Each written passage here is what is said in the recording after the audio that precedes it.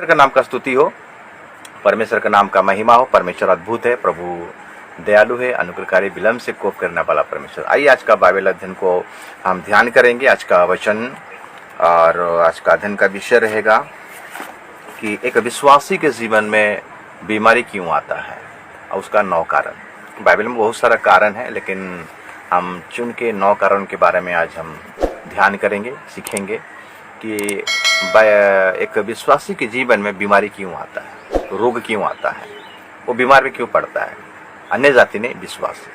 आज उसी के बारे में हम चिंता करेंगे और एक पद को निकालेंगे जो आपको मिलेगा निर्गमन का पुस्तक।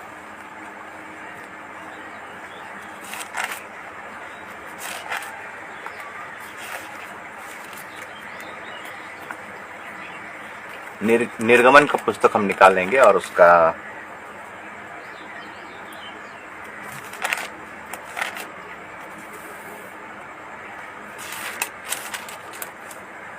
15 अध्याय, निर्गमन का पुस्तक उसका 15 अध्याय को निकालेंगे और उसका 26 पद को पढ़ाई करेंगे। यदि तू अपने परमेश्वर यहोवा का वचन तन मन से सुने और जो उसकी दृष्टि में ठीक है वही करे और उसकी आज्ञाओं पर कान लगाए और उसकी सब विधियों को माने, तो जितने रोग मैंने मिस्रियों पर भेजे हैं उनमें से एक भी तुझ पर ना भेजूंगा, क्योंकि मैं तुम्हारे चंगा करने वाला यहोवा हूँ। आइए इस वचन के द्वारा आज का बाइबल अध्ययन को हम आरंभ करेंगे और इस वचन के लिए हम प्रार्थना करेंगे। पिता, हम आपका धन्यवाद करते प्रभु, आपका स्तुति और प्रशंसा तारीफ करते हैं। हमें सुंदर सा वचन दिया, इस वचन का भेद को, इस वचन का गहराई को समझने के लिए हमें शक्ति और सामर्थ्य प्रभु। और प्रभु इस वचन को प्रचार करने के लिए पवित्र आत्मा तू मुझे लेट कर, जितने भी ऑनलाइन देख रहे हैं प्रभु, आज इस वचन के द्वारा आशीष, अनुग्रह और वचन को समझने पाएंगे। उसी प्रकार तू ज्ञान और बुद्धि देना। पवित्र आत्मा तू सभी के नियंत्रण में रखना। शार्य आदर महिमा आपका देते प्रार्थना तेरे बेटा करता यीशु के नाम से मांगते हैं, आमीन। परमेश्वर का नाम का स्तुति हो, परमेश्वर का नाम का महिमा हो। आज का विषय है कि एक विश्वासी के जीवन में बीमारी क्यों आता है, रोग क्यों आता है। और हम एक पद को पढ़े जो कि निर्गमन का पुस्तक उसका 15 अध्याय और उसका 26 पद को पढ़े हैं और यही जगह में 4 कारण लिखा गया है। यदि तू अपने परमेश्वर यहोवा का वचन तन मन से सुने। पहला कारण है तन मन से। अगर हम परमेश्वर का वचन को नहीं सुनेंगे, ध्यान से नहीं सुनेंगे, तन और मन का मतलब क्या है? तन मतलब हमारा शरीर है, मन मतलब हमारा आत्मा है, हमारा हृदय है। तन और मन से अगर हम नहीं सुनेंगे, वचन जब प्रचार होता है, अगर हम तन मन से प्रभु का वचन को ध्यान नहीं देंगे, इधर उधर ताकते रहेंगे, उधर का बात इधर का बात सोचते रहेंगे, अगर आपका मन वचन में नहीं है, आपका तन वचन में नहीं है, तो आपके जीवन में बीमारी आ सकता है। ये पहला पॉइंट है। तन मन से हमें प्रभु का वचन को सुनना है, शरीर के अनुसार सुनना है और मन के अनुसार सुनना है। संपूर्ण मन से यहोवा पर भरोसा रखना। लेकिन आज हम देखते हैं कि कलीसिया में वचन को तन मन से सुनते नहीं है।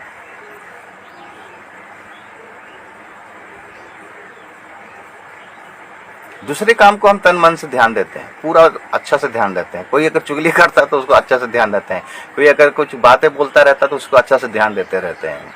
लेकिन परमेश्वर का वचन को हम तन और मन से सुन नहीं पाते हैं, हम उसका आदर ही नहीं कर पाते हैं। कलीसिया में 1 घंटा भी बैठने नहीं पाते हैं।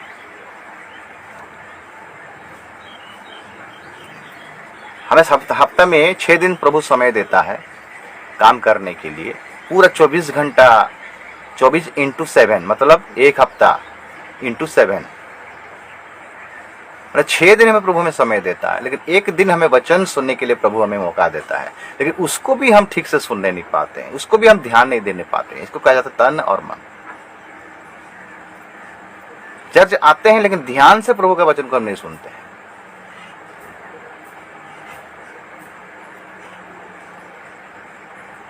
कानाफूसी होता रहता है। प्रभु इधर पास्टर जी, प्रभु के दास वचन प्रचार करते रहते हैं, लेकिन कानाफूसी होता रहता है पीछे तरफ, बग बग बग बग करते रहते हैं। इसीलिए बीमारी आता है। ये पहला पॉइंट है। प्रभु का वचन को अगर हम ठीक तरीके से नहीं सुनेंगे, ध्यान से नहीं सुनेंगे, तो हमारे जीवन में बीमारी आएगा, हमारे जीवन में रोग आएगा। ये पहला पॉइंट है, तन मन से प्रभु का वचन को सुनना है। अब दूसरा पॉइंट यहां लिखा गया है, और जो उसकी दृष्टि में ठीक है वही करे। परमेश्वर की दृष्टि में जो ठीक है, जो सही है, वही करे। अगर उसके दृष्टि में अगर ठीक नहीं है, आपको मना करता रहेगा शराब मत पीना, लेकिन आप शराब पीते रहोगे। गुटखा तंबाकू मत खाना, आप खाते रहोगे। व्यभिचार मत करना, आप करते रहोगे। सिगरेट नहीं पीना, पीते रहोगे। गलत काम मत करना, आप करते रहोगे। क्या परमेश्वर की दृष्टि में ये सही है? ये परमेश्वर की दृष्टि में सही नहीं है। चोरी मत करना, लेकिन आप करते हो। उसके दृष्टि में क्या ठीक है मेरे प्रिय? प्रभु का दृष्टि में जो उसके दृष्टि में अच्छा है उसी को हमको करना है, क्योंकि उसका दृष्टि हम पर लगा रहता है। वो सोता नहीं मेरे प्रिय, हमारा परमेश्वर सोता नहीं, वो देखता है। एक पद को निकालेंगे, भजन संहिता 121 को अगर निकालेंगे, वहां क्या लिखता है? हमारा परमेश्वर कैसा है? भजन संहिता 121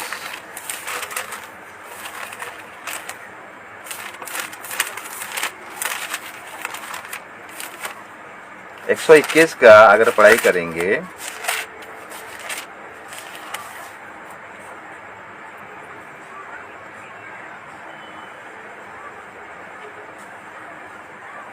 चार पद, 121 का 4 पद, भजन संहिता 121 का 4 पद कहता है, सुन इस्राएल का रक्षक ना ऊंघेगा और ना सोएगा। वो हमारा रक्षक है। उसके दृष्टि में जो अच्छा है हमें वही करना है। गलत करेंगे तो हमारे जीवन में बीमारी आएगा। मेरे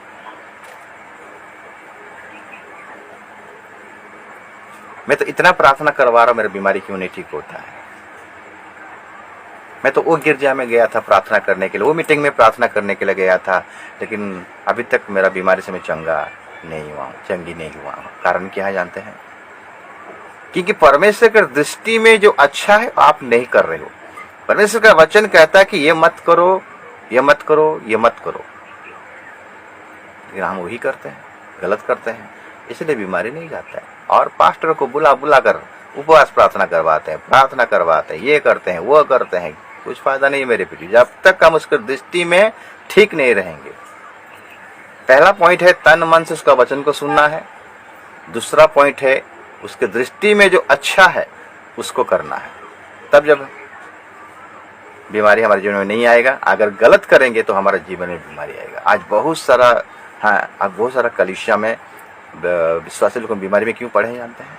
यही कारण के चलते हैं, क्योंकि बुरा करते हैं, गलत करते हैं, प्रभु की दृष्टि में गड़बड़ी करते हैं, पाप करते हैं। इसलिए परमेश्वर नाराज होता है और आपके जीवन में ये बीमारी को लेकर आता है। बीमारी कैसा है जानते हैं? बीमारी नहीं था। परमेश्वर जब आदम हवा को बनाया, सृष्टि को बनाया, उसके बाद आदम हवा को बनाया, आदम हवा को ईदन का वाटिका में रखा, उनको कहा कि इस वाटिका में जितने फल देखते हो सब खा सकते हो, लेकिन जंगल का बीचों बीच जो भला बुरा का और ज्ञानदायक का जो पेड़ है, जीवन का पेड़ का फल कभी मत खाना। भला बुरा का जो ज्ञानदायक का पेड़ है उसको मत खाना। प्रभु ने मना किया था, लेकिन उन लोगों ने खा दिए, वो लोग श्रापित हो गए मेरे प्रियो। उसी दिन से बीमारी एंट्री हुआ। इसलिए उसका वचन को तन मन से सुनना है। उसके बाद उसकी दृष्टि में जो कुछ अच्छा है उसको करना है। क्या आप कर रहे हो? अगर नहीं कर रहे हो तो करना स्टार्ट कर दीजिए। बीमारी से अगर चंगा पाना चाहते हो मेरे प्रियो तो करना स्टार्ट कर दीजिए। दूसरा पॉइंट, तीसरा पॉइंट में आते हैं। तीसरा पॉइंट में लिखता है निर्गमन का पुस्तक 15 अध्याय और उसका 26 पद को जब हम पढ़ाई करते हैं वहां पर तीसरा पॉइंट, हम दूसरा पॉइंट देखें, उसके बाद तीसरा पॉइंट लिखता है और उसकी आज्ञा पर कान लगाए ये तीसरा पॉइंट है, उसकी आज्ञा पर कान लगाएं। जो आज्ञा हमें मिलता है मेरे प्रियो, बाइबल में बहुत सारा आज्ञा दिया गया है मेरे प्रियो। आज्ञा मतलब शुरू से अगर पढ़ाई करेंगे, उत्पत्ति से लेकर प्रकाशित पुस्तक तक आज्ञा लिखा गया है। 6468 से ज्यादा आज्ञा है बाइबल में। यदि उसकी आज्ञाओं पर कान लगाओ, उसकी आज्ञा पर कान लगाओ, तो तुम्हारे जीवन में बीमारी नहीं आएगा। अगर आज्ञा पर कान नहीं लगाओगे तो बीमारी आएगा ही आएगा। उसका आज्ञा को मानना है मेरे प्रिय, उसका वचन को मानना है, उसका वचन के अनुसार चलना है।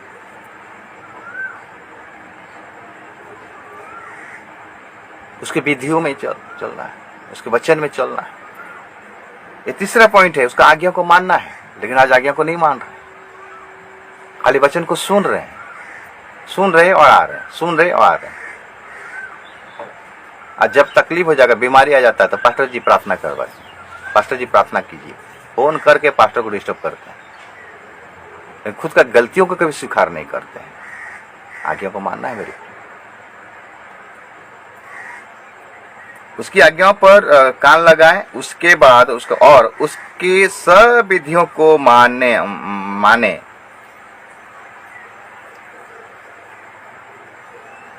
ये चौथा नंबर है, उसकी सब विधियों को माने। विधियों बहुत सारा विधियां हैं, लेकिन उनमें से 2 विधियों के बारे में बोलता हूं।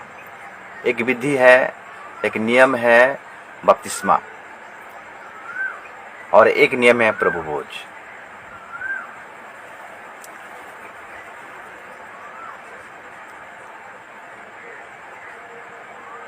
क्या ये विधि को हम मानते? बपतिस्मा, जितने लोग, जितने विश्वासी प्रभु को विश्वास करके पिता पुत्र पवित्र आत्मा के नाम से डुबकी लगाकर बपतिस्मा अगर नहीं लिए हैं, उनके ऊपर बीमार आएगा।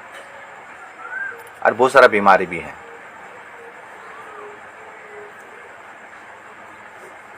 प्रभुभोज भी एक विधि है मेरे प्रिय, ये भी एक विधि है।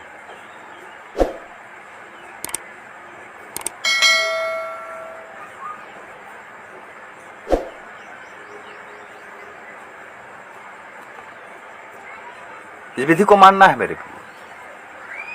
प्रभुभोज अन्य रीति से लेना नहीं है, ठीक से लेना है। अगर उसका विधि को अगर हम पालन करते हैं तो हमारे जीवन में बीमारी नहीं आएगा। अगर विधि को पालन नहीं करेंगे तो हमारे जीवन में नाना प्रकार का बीमारी आएगा। आज भी लोग इतना मूर्ख हैं, बपतिस्मा को ही झुटला देते हैं। वचन में लिखा है, यीशु मसीह तो बपतिस्मा लिया, आप क्यों उस वचन को आप बाइकआउट कर रहे हो? चलो लोगों ने भी वही तो बपतिस्मा दे रहा है, बच्चे लोगों का तो बपतिस्मा नहीं है बाइबल में। यीशु मसीह खुद परमेश्वर का पुत्र होकर खुद यरदन में आया और यूहन्ना से बपतिस्मा लिया। बपतिस्मा देने वाला यूहन्ना से लिया कि अब तो ऐसा होने दे, क्योंकि सारे धर्म कर्म पूरा करना उचित है बोला।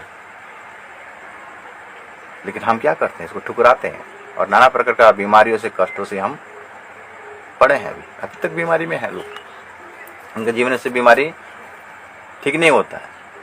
कोई कैंसर में पीड़ित है, कोई किडनी में फेलुअर है, किसी को शुगर पकड़ा है, किसी को लकवा मार दिया है, अनेक प्रकार के रोगों में गिरा है मेरे। ये चार कारण यही निर्गमन 15 अध्याय 16 पद में 26 पद में लिखा है। चार कारण। और उसके बाद हम 5वां कारण अगर निकालेंगे, भजन संगीता 107 को निकालेंगे।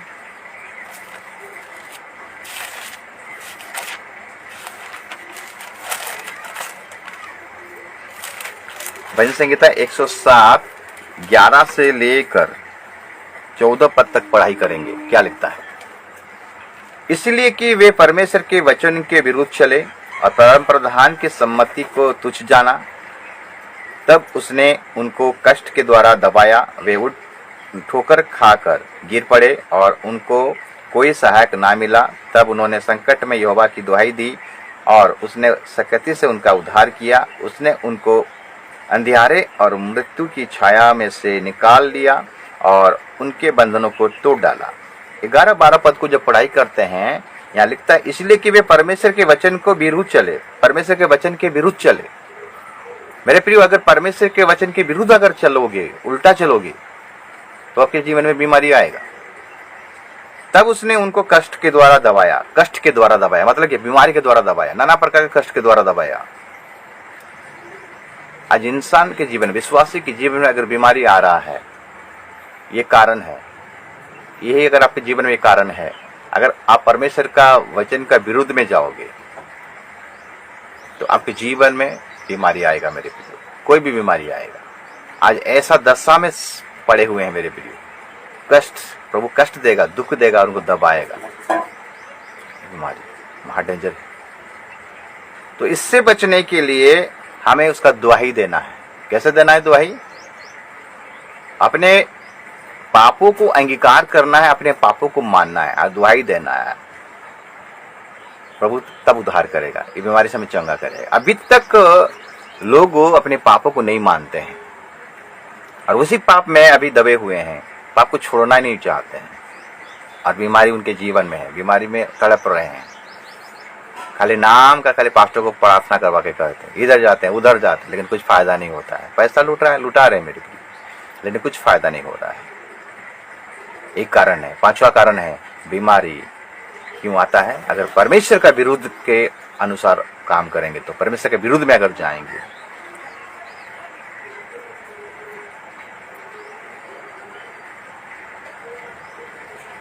इस्राएली जब परमेश्वर के विरुद्ध में गए, उनको अर्श रोग से मार दिया परमेश्वर, अर्श रोग से।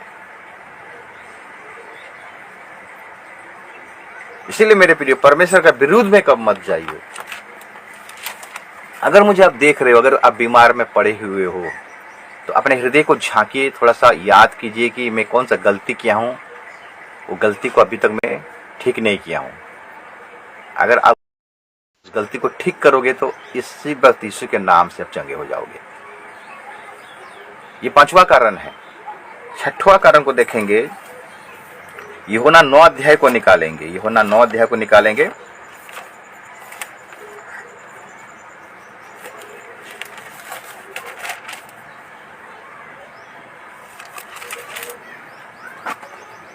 नौ अध्याय उसका 1 से 3 पढ़ेंगे। जाते हुए उसने एक मनुष्य को देखा जो जन्म से अंधा था। यूहन्ना 9 अध्याय, सुसमाचार का पत्र यूहन्ना 9 अध्याय उसका 1 से लेकर 3 तक पढ़ाई करेंगे। जाते हुए उसने एक मनुष्य को देखा जन्म से अंधा था। उसके चेलों ने उससे पूछा, हे रब्बी, किसने पाप किया था कि ये अंधा जन्मा, इस मनुष्य ने या इसके माता पिता ने? यीशु ने उत्तर दिया, ना तो इसने पाप किया था ना इसके माता पिता ने, परंतु ये इसलिए हुआ कि परमेश्वर के काम उसमें प्रकट हो।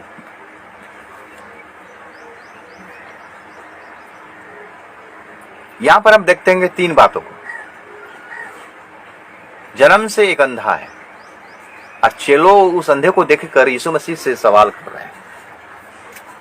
क्या सवाल कर रहे हैं? उसके 2 पद को, 9 का 2 पद। उसके चेलों ने उससे पूछा, हे रब्बी, किसने पाप किया था कि ये अंधा जन्मा?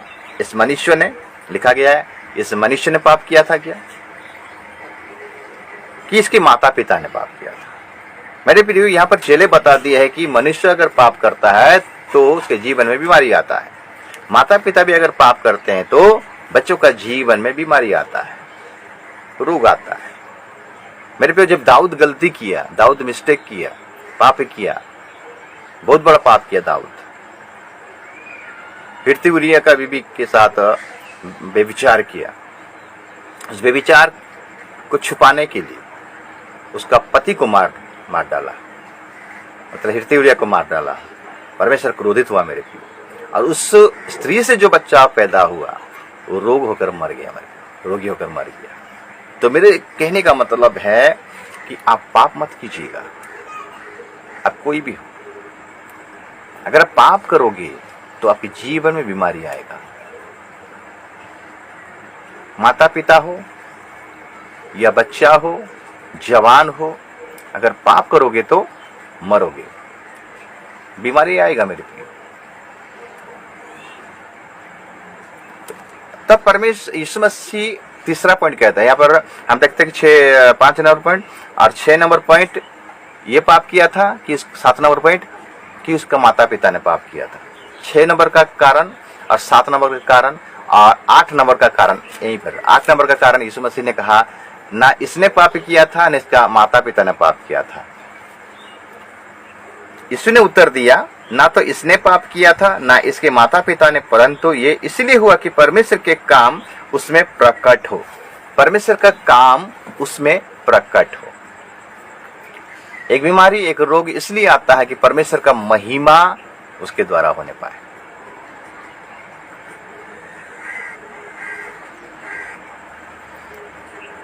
बारह साल का एक लड़की को बीमार हुआ और मर गया, बीमार हुआ मर गया, इसमें से गया उसको चंगा किया। 12 साल का लहूवान स्त्री, उसका रोग ठीक नहीं हुआ और उसको भी यीशु मसीह चंगा किया। एक बार जाकर यीशु मसीह का वस्त्र को छू लिया, तो वस्त्र का छोरा को छू लिया तो ठीक हो गया। लाजर मर गया, लाजर बीमार हुआ मर गया। तब यहाँ पर जब यीशु मसीह जब पहुंचा लाजर के घर में तो मार्था रोती हुई गिड़गिड़ाती हुई आया।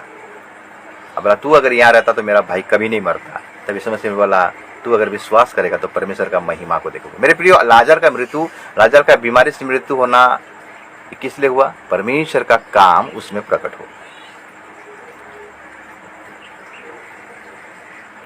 एक बीमारी आता है परमेश्वर को महिमा देने के लिए, परमेश्वर का आदर करने के लिए। आयुब का जीवन में जो बीमारी आया किस लिए आया? परमेश्वर को महिमा देने के लिए। कैसे? क्योंकि वो परमेश्वर के विरुद्ध में कोई भी पाप नहीं किया। बीमारी आया लेकिन परमेश्वर के विरुद्ध में कोई पाप नहीं किया, उस बीमारी से चंगा पा गया, परमेश्वर से चंगा किया। ये 8 नंबर कारण है। और 9 नंबर जो आखिरी कारण है हम खोलेंगे पहला कोरिन्थियों का किताब, अगर उसका 11 अध्याय को निकालेंगे,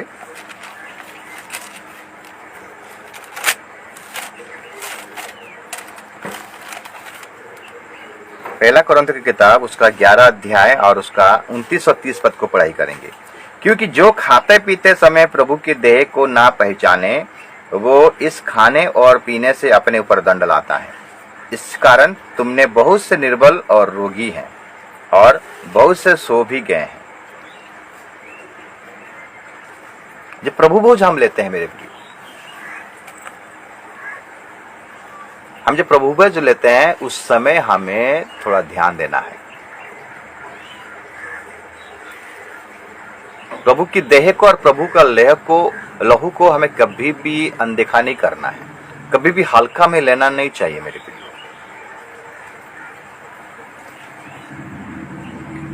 आज विश्वासी हल्का में ले जा रहा है। क्या लिखता है और वह पढ़ते हैं उसको। क्योंकि जो खाते पीते समय, पहला कोरिन्थियों 11 अध्याय 29 और 30 पद को ध्यान दीजिएगा। क्योंकि जो खाते पीते समय प्रभु की देह को ना पहचाने वो इस खाने और पीने से अपने ऊपर दंड लाता है। दंड लाता मतलब क्या? बीमारी लाता है, नाना प्रकार का बीमारी।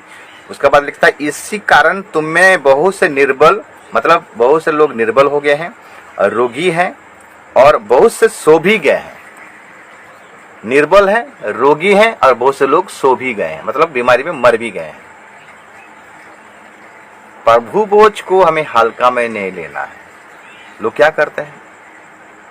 बहुत हल्का में लेते हैं, सही रीति से बपतिस्मा भी नहीं लिए हैं, छिड़काव वाला बपतिस्मा लेते हैं और हर संडे प्रभु भोज लेते हैं। जो देता है उसको भी दंड मिलेगा और जो लेता है उसको भी दंड मिलेगा। अनरीति से हमें इसको नहीं लेना है, सोच और समझ के लेना है मेरे प्रिय। प्रभु का देह इतना आसान बात नहीं, वो हमारे पापों के लिए, उसका शरीर को छल्ली छल्ली किया गया था। हमारे पापों के लिए दंड भोगा, हमारे पापों के लिए सूली पर चढ़ गया मेरे प्रिय। उसके कोड़े खाने से हमें चंगाई मिला है। आज हम क्या करते हैं? प्रभु चले जाते हैं, गालियां बकते हैं, प्रभु चले जाते हैं, शराब पीते हैं, प्रभु चले जाते हैं, चुगली करते हैं, प्रभु चले जाते हैं, बेविचार करते हैं। इसीलिए आज बीमार हैं, निर्बल हो गए हैं और कुछ सो भी गए हैं।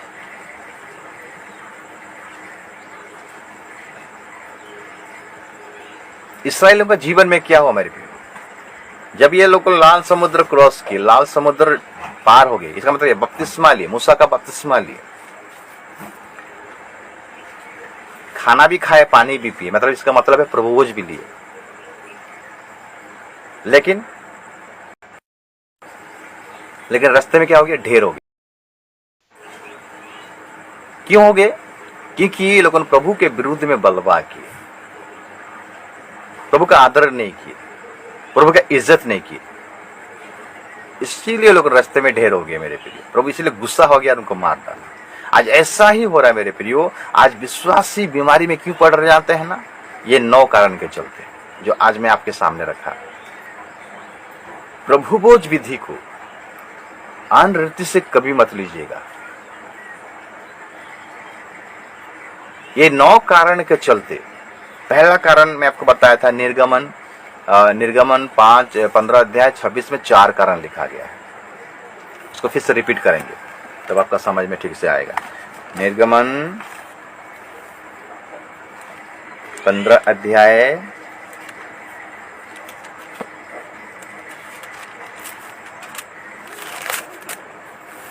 26 पद को देखिए। यदि तू अपने परमेश्वर यहोवा का वचन तन मन से सुने, ये पहला कारण, तन मन से परमेश्वर का वचन को हमें सुनना है। और उसके बाद उसके दृष्टि में जो ठीक है वही करना है, ये दूसरा कारण है।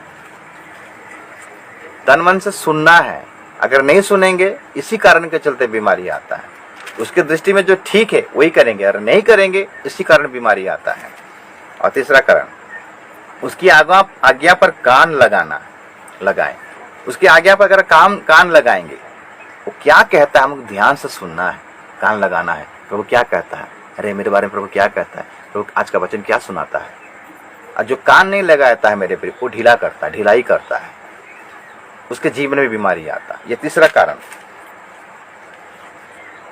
उसकी आज्ञा पर कान लगाएं और उसकी सब विधियों को माने, ये चौथा कारण। उसका सारे विधियों को माने। विधियां बहुत सा है, लेकिन मेन पॉइंट है बपतिस्मा और प्रभुभोज, ये विधि है।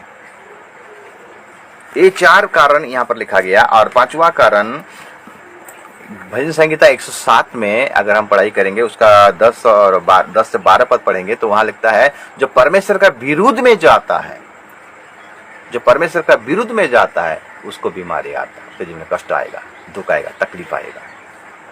ये 5वां कारण है। और 6वां, 7वां और 8वां कारण यूहन्ना 9 अध्याय उसका 1 से लेकर 3 पद तक पढ़ाई करेंगे। वहां लिखता है कि एक अंधा जो बचपन से ही अंधा हुआ था, चेलों लोगों ने यीशु मसीह से पूछे कि हे गुरु, क्या ये मनुष्य ने पाप किया था कि इसके माता पिता ने पाप किया था जो ये अंधा बन गया? यीशु मसीह ने कहा नहीं, परमेश्वर का काम इसके जीवन में प्रकट हो। तो 3 पॉइंट यहां पर लिखा गया, मतलब 6वां, 7वां और 8वां कारण। 6वां कारण क्या है? कोई अगर पाप करेगा तो बीमारी आएगा। 7वां कारण, माता पिता भी अगर पाप करेंगे, माता पिता भी अगर गलती करेंगे, उसके कारण भी बीमारी आएगी। और हम देखते हैं कि एक बीमारी के कारण प्रभु बोलता है कि नहीं, प्रभु का काम इसके जीवन में प्रकट, मतलब वो गवाही देगा, परमेश्वर का महिमा करेगा। परमेश्वर ने मुझे चंगा किया है, परमेश्वर ने मुझे हीलिंग किया है, परमेश्वर ने बीमारी से मुझे उठाया, लकवा से मुझे चंगा किया है, मैं अंधा था देखने पाया, मेरे आंख को प्रभु ठीक किया, मेरे पैर को प्रभु ठीक किया। प्रभु का महिमा इसके जीवन में प्रकट होने पर, यह 8वां कारण। और 9वां कारण हम देखते हैं कि प्रभुभोज जो है, खाने जो हम रोटी खाते हैं और दाखरस पीते हैं, इसको हमें अनिरीति से लेना नहीं, हमें ढिलाई से लेना नहीं है, हमें उसको ध्यान से लेना है, चौकसी करके लेना है। ये 9 कारणों से बीमारी एक विश्वासी के जीवन में आता है। और इससे हम कैसे बचेंगे? इससे बचने का उपाय क्या है? अगर हम पढ़ाई करेंगे याकूब का पत्री निकालेंगे,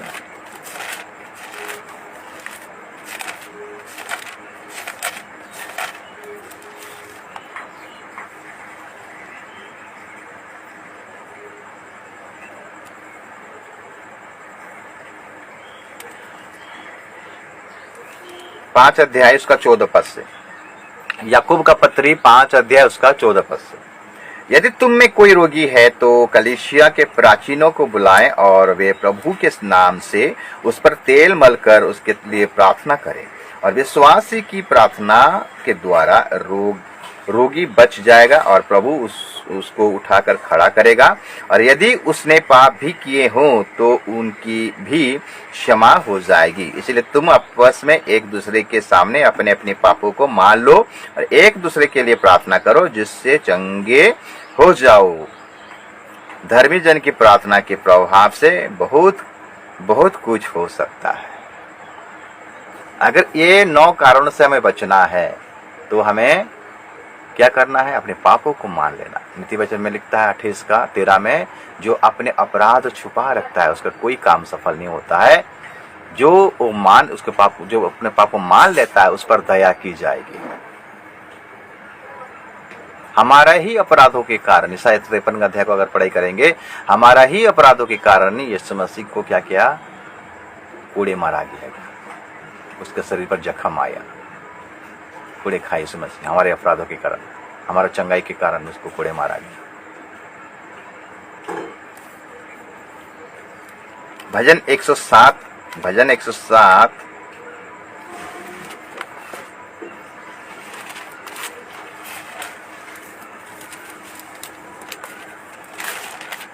उसका 20 पद क्या कहता है? वो अपने वचन के द्वारा उनको चंगा करता और जिस गड्ढे में वे पड़े हैं उसे निकालता है। वो अपने वचन के द्वारा उनको चंगा करता है। वो अपने वचन के द्वारा, यानी यीशु मसीह के वचन के द्वारा उसे चंगा करता है। अगर आज उसका वचन को आज अगर आप सुन रहे मेरे प्रियो, आपके पास एक वचन पहुंच रहा है, अगर कोई रोगी है, कोई दुखी है, ये वचन आपके पास जा रहा है तो अंगीकार कीजिए, विश्वास कीजिए और अपने पापों को स्वीकार कीजिए। कोई भी बीमारी हो, कैसे भी बीमारी हो, नम्र हो जाइए, झुक जाइए और प्रभु से माफी मांगिए, गिड़गिड़ाइए, हो सके तो उपवास कीजिए, अपने पापों से मन फिराइए, तब यीशु मसीह आपको चंगा करेगा। क्या लिखता है? निर्गमन 15 का 26 का लास्ट पद में क्या कहता है?